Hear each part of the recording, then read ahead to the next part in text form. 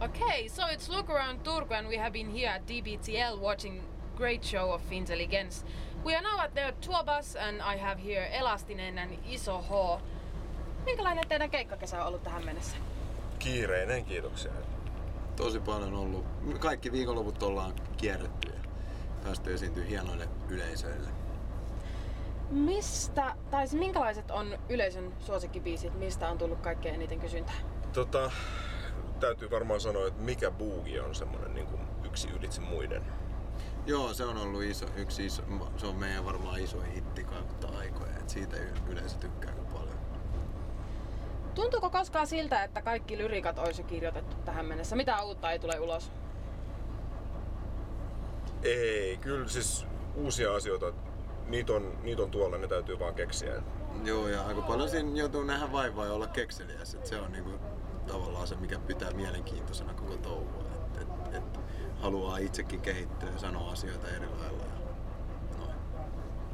Meillä on Look Around Turkun kuuntelijat pistäneet teille tulemaan kysymyksiä ja meillä on kilpailu menossa siitä, että kuka keksii parhaan kysymyksen, niin voittaa sitten jotain mukavaa.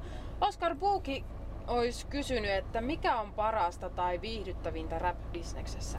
Kyllä mun täytyy sanoa, että mulle ainakin se on niinku keikkailu ja esiintyminen. Että mistään muusta ei saa samaa niinku fiilistä ja adrenaliinia. Ja se on.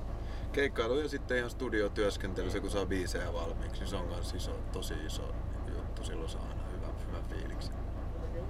Sitten Essi Ukkola kiinnostaisi, että mitkä on 2 semmoista asiaa, mitkä on pakko löytyä päkkäriltä? Mun täytyy sanoa, että mulla ainakin vihreitä teetä. Ja mulle sitten jotain vettä vaikka. Ja Mikko Halmes sanoo, että kun Elastisella on jonkinnäköistä breikkitaustaa, niin luonnistuuko Iso H:lta Six-Steppi? Valitettavasti ei. Tai itse asiassa mä en ole koskaan kokeillut, että eihän sitä tiedä millainen luonnonlahjakkuus mä saattaisin olla, mutta en ole koskaan kokeillut vielä. Ennen kiikkustuolia ehkä täytyy testata. Minkä takia Elastinen ei ole sitä opettanut? Ei ole koskaan pyydetty. En tiedä, kyllä näyttäisi.